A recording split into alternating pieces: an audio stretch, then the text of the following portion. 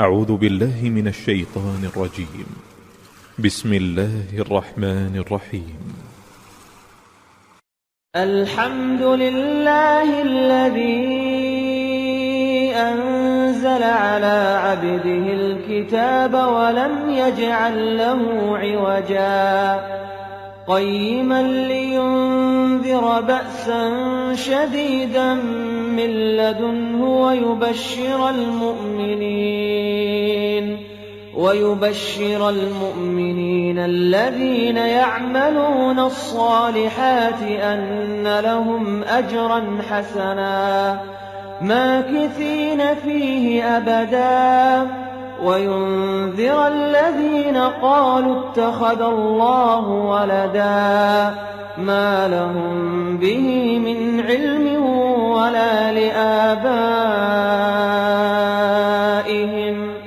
كبرت كلمة تخرج من أفواههم إن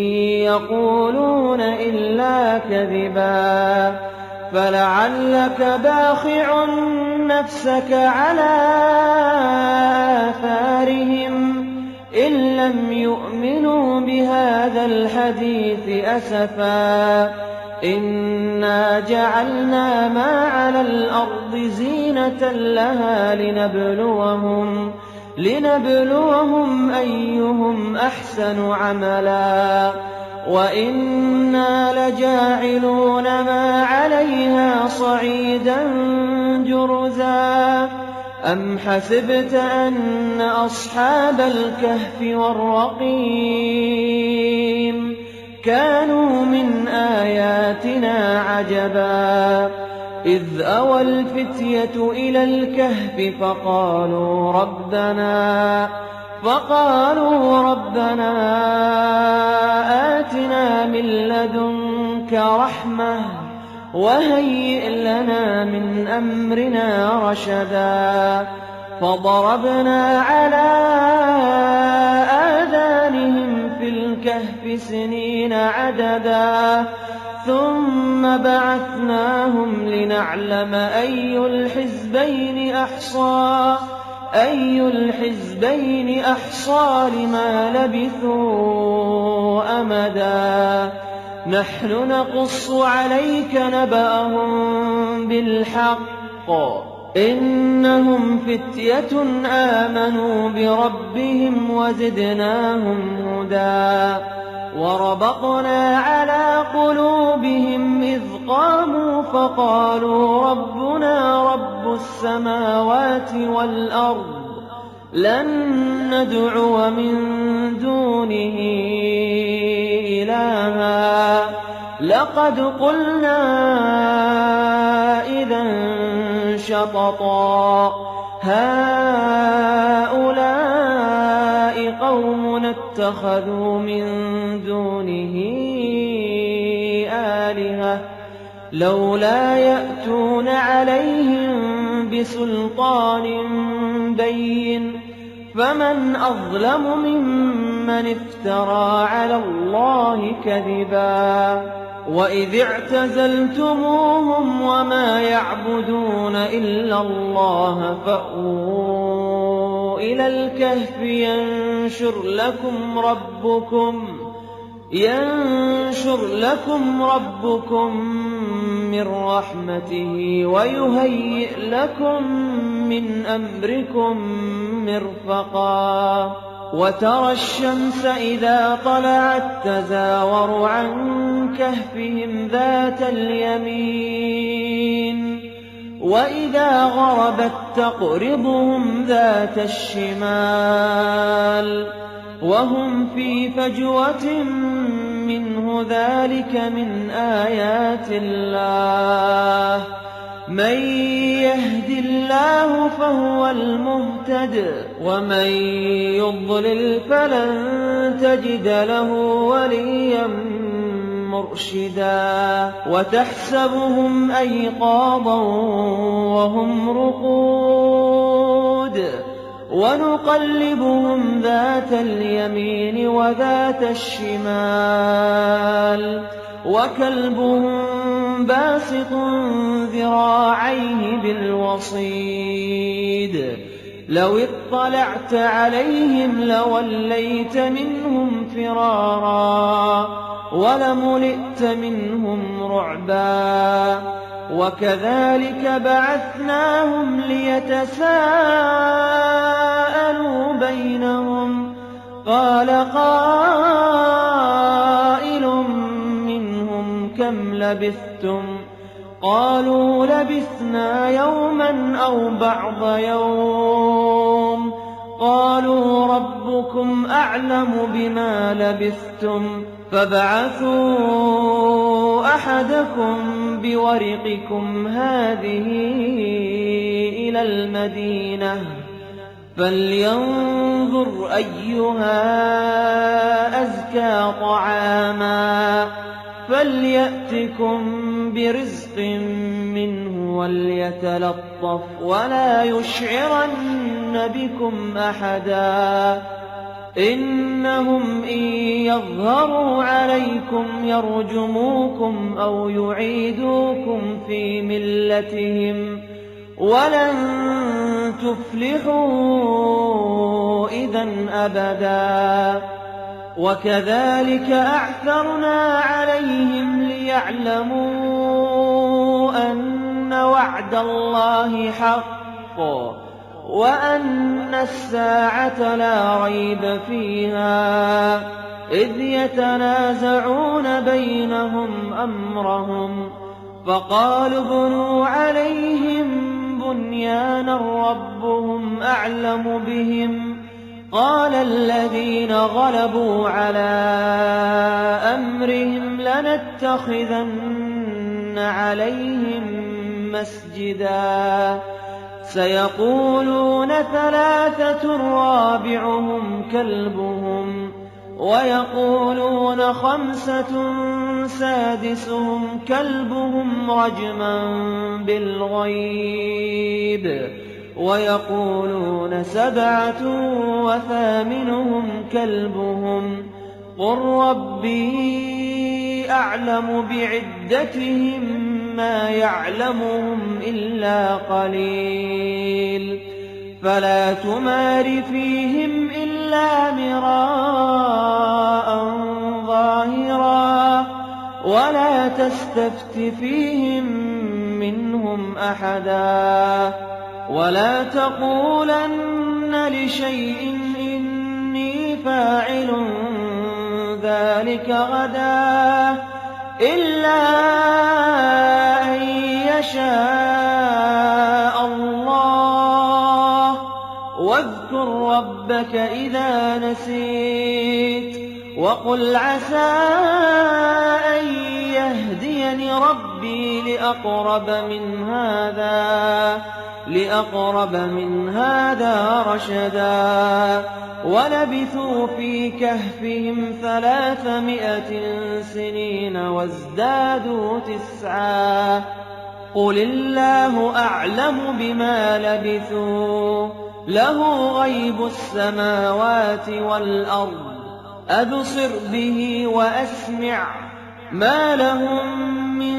دونه من ولي ولا يشرك في حكمه أحدا واتل ما أوحي إليك من كتاب ربك لا مبدل لكلماته ولن تجد من دونه ملتحدا واصبر نفسك مع الذين يدعون ربهم بالغداة والعشي يريدون وجهه ولا تعد عيناك عنهم تريد زينة الحياة الدنيا ولا تطع من أغفلنا قلبه عن ذكرنا واتبع هواه وكان أمره فرطا وقل الحق من ربكم فمن شاء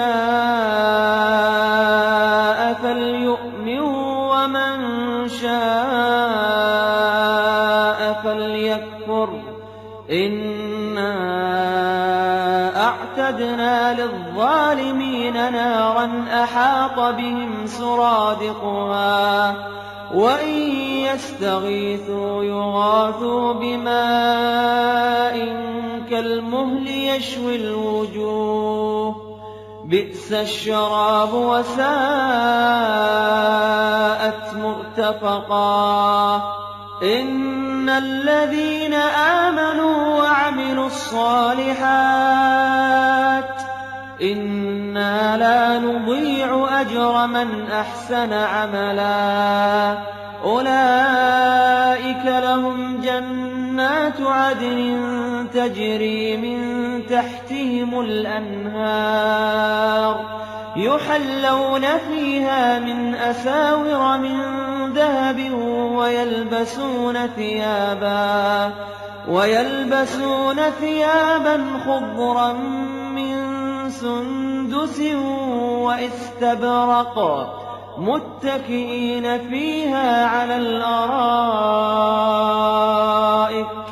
نعم الثواب وحسنت مرتفقا واضرب لهم مثل الرجلين جعلنا لأحدهما جنتين من أعناب وحففناهما بنخل وجعلنا بينهما زرعا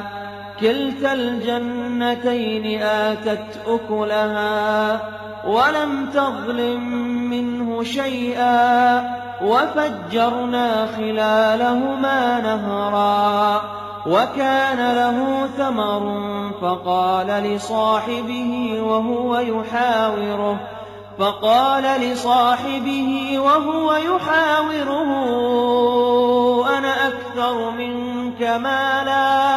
أنا أكثر منك مالا وأعز نفرا ودخل جنته وهو ظالم لنفسه قال ما أظن أن تبيد هذه أبدا وما أظن الساعة قائمة ولئن رددت إلى ربي لأجدن خيرا منها منقلبا قال له صاحبه وهو يحاوره أكفرت بالذي خلقك من تراب ثم من نطفة ثم سواك رجلا لكن هو الله ربي ولا أشرك بربي أحدا ولولا إذ دخلت جنتك قلت ما شاء الله لا قوة إلا بالله إن ترني أنا أقل منك مالا وولدا فعسى ربي أن يؤتيني خيرا من جنتك ويرسل عليها حسبانا من السماء فتصبح صعيدا زلقا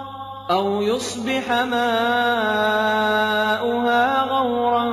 فلن تستطيع له طلبا وأحيط بثمره فأصبح يقلب كفيه على ما أنفق فيها وهي خاوية على عروشها ويقول يا ليتني لم أشرك بربي أحدا ولم تكن له فئة ينصرونه من دون الله وما كان منتصرا هنالك الولاية لله الحق هو خير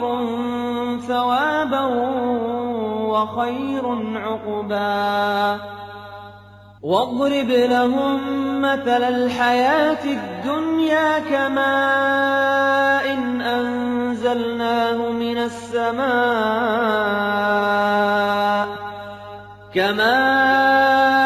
أنزلناه من السماء فاختلط به نبات الأرض فأصبح هشيما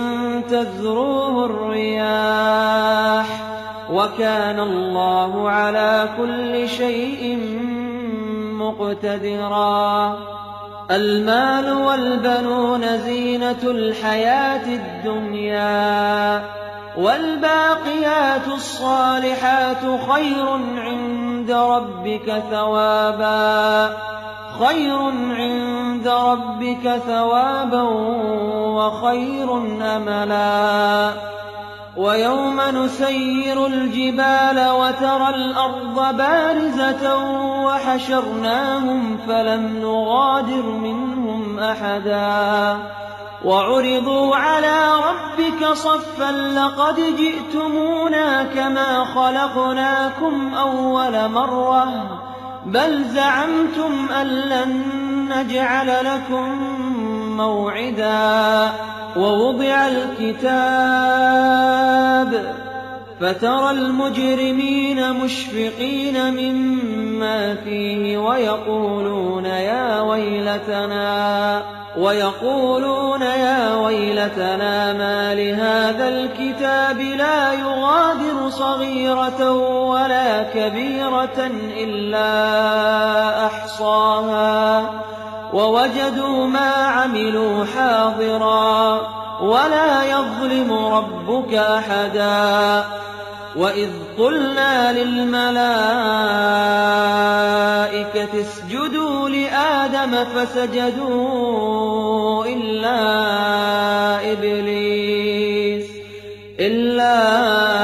إبليس كان من الجن ففسق عن أمر ربه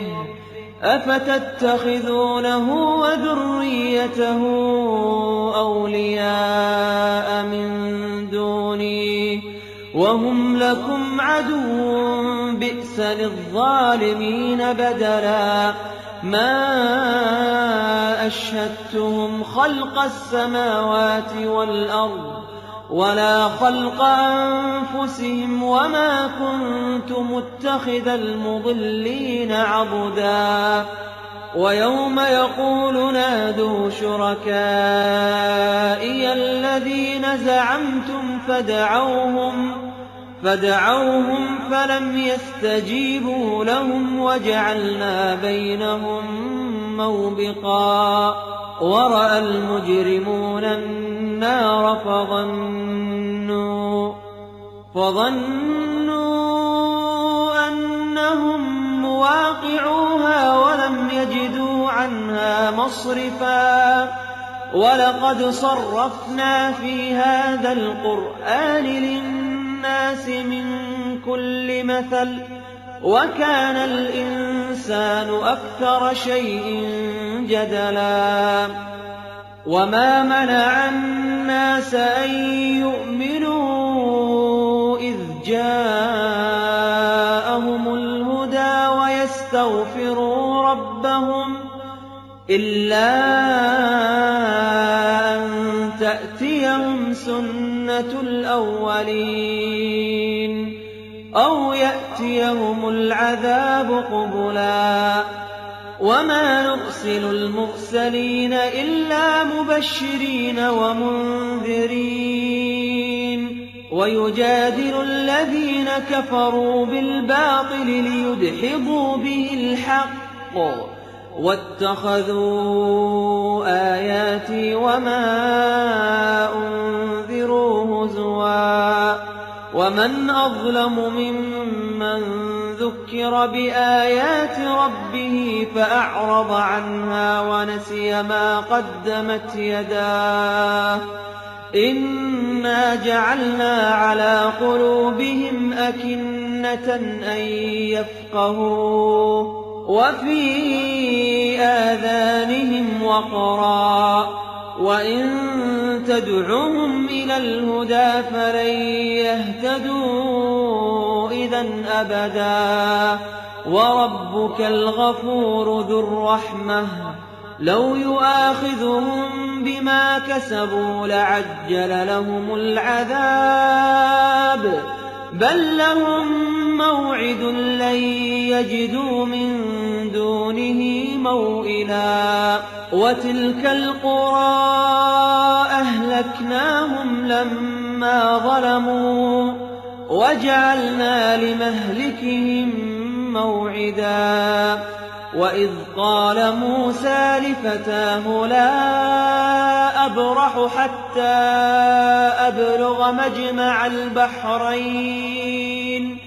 أو أمضي حقبا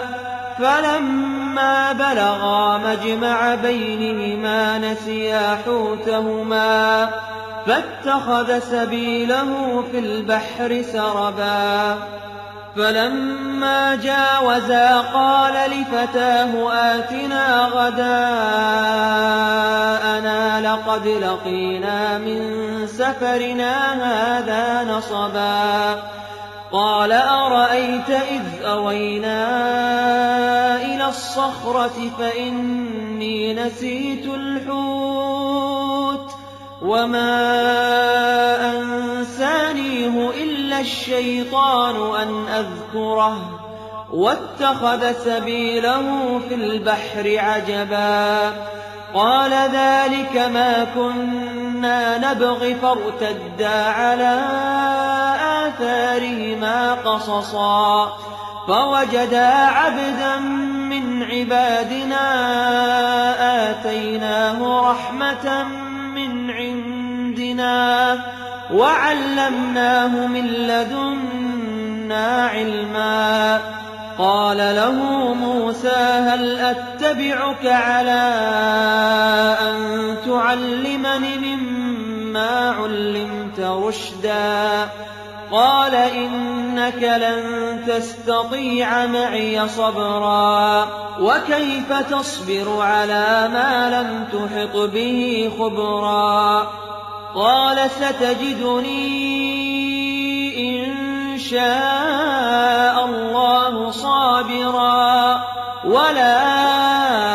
أعصي لك أمرا قال فإن اتبعتني فلا تسألني عن شيء حتى أحدث لك منه ذكرا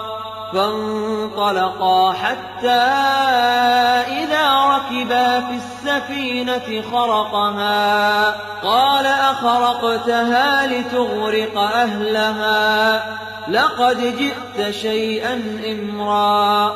قال ألم أقل إنك لن تستطيع معي صبرا قال لا تؤاخذني بما نسيت ولا ترهقني من أمري عسرا فانطلقا حتى إذا لقيا غلاما فقتله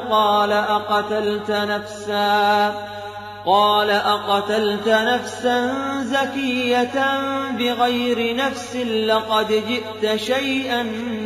نكرا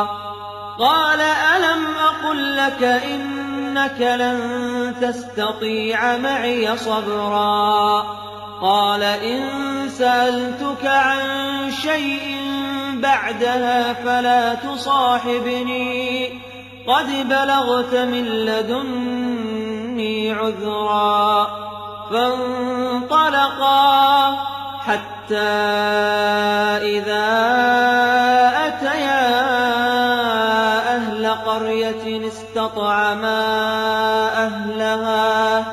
فأبوا أن يضيفوهما فوجدا فيها جدارا يريد أن ينقض فأقامه قال لو شئت لاتخذت عليه أجرا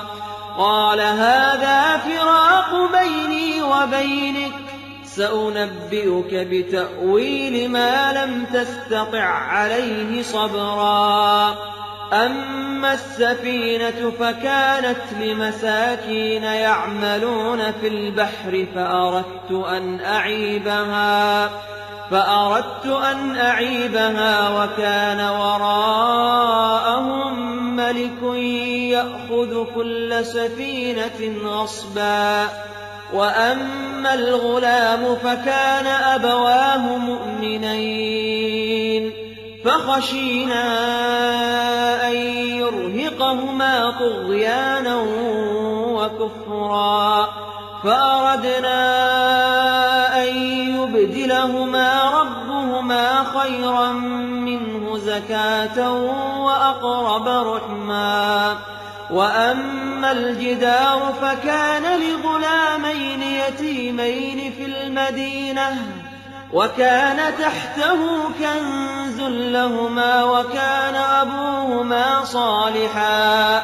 فأراد ربك أن يبلغا أشدهما ويستخرجا كنزهما رحمة من ربك، وما فعلته عن أمري، ذلك تأويل ما لم تسطع عليه صبرا. ويسألونك عن ذي القرنين، قل سأتلو عليكم منه ذكرا. إنا مكنا له في الأرض وآتيناه من كل شيء سببا فأتبع سببا، حتى إذا بلغ مغرب الشمس وجدها تغرب في عين حمئة ووجد عندها قوما. قلنا يا ذا القرنين إما أن تعذب وإما أن تتخذ فيهم حسنا. قال أما من ظلم فسوف نعذبه ثم يرد إلى ربه فيعذبه عذابا نكرا. وأما من آمن وعمل صالحا فله جزاء الحسنى وسنقول له من أمرنا يسرا. ثم أتبع سببا حتى إذا بلغ مطلع الشمس وجدها تطلع على قوم لم نجعل لهم من دونها سترا. كذلك وقد أحطنا بما لديه خبرا. ثم أتبع سببا حتى إذا بلغ بين السدين وجد من دونهما قوما لا يكادون يفقهون قولا. قالوا يا ذا القرنين إن يأجوج ومأجوج مفسدون في الأرض فهل نجعل لك خرجا على أن تجعل بيننا وبينهم سدا. قال ما مكني فيه ربي خير فأعينوني بقوة أجعل بينكم وبينهم ردما. آتوني زبر الحديد حتى إذا ساوى بين الصدفين قال انفخوا حتى إذا جعله نارا قال آتوني أفرغ عليه قطرا. فما استطاعوا أن يظهروه وما استطاعوا له نقبا. قال هذا رحمة من ربي فإذا جاء وعد ربي جعله دكاء وكان وعد ربي حقا. وتركنا بعضهم يومئذ يموج في بعض ونفخ في الصور فجمعناهم جمعا. وعرضنا جهنم يومئذ للكافرين عرضا. الذين كانت أعينهم في غطاء عن ذكري الذِّكْرِ وَكَانُوا لَا يَسْتَطِيعُونَ سَمْعًا أَفَحَسِبَ الَّذِينَ كَفَرُوا أَن يَتَّخِذُوا عِبَادِي مِن دُونِي أَوْلِيَاءَ إِنَّا أَعْتَدْنَا جَهَنَّمَ لِلْكَافِرِينَ نُزُلًا قُلْ هَلْ نُنَبِّئُكُم بِالْأَخْسَرِينَ أَعْمَالًا الَّذِينَ ضَلَّ سَعْيُهُمْ فِي الْحَيَاةِ الدُّنْيَا وَهُمْ يَحْسَبُونَ أَنَّهُمْ يُحْسِنُونَ صُنْعًا أُولَئِكَ الَّذِينَ كَفَرُوا بِآيَاتِ رَبِّهِمْ وَلِقَائِهِ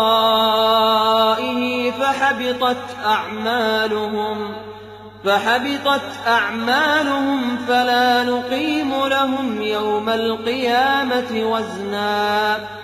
ذَلِكَ جَزَاؤُهُمْ جَهَنَّمُ بِمَا كَفَرُوا وَاتَّخَذُوا آيَاتِي وَرُسُلِي هُزُوًا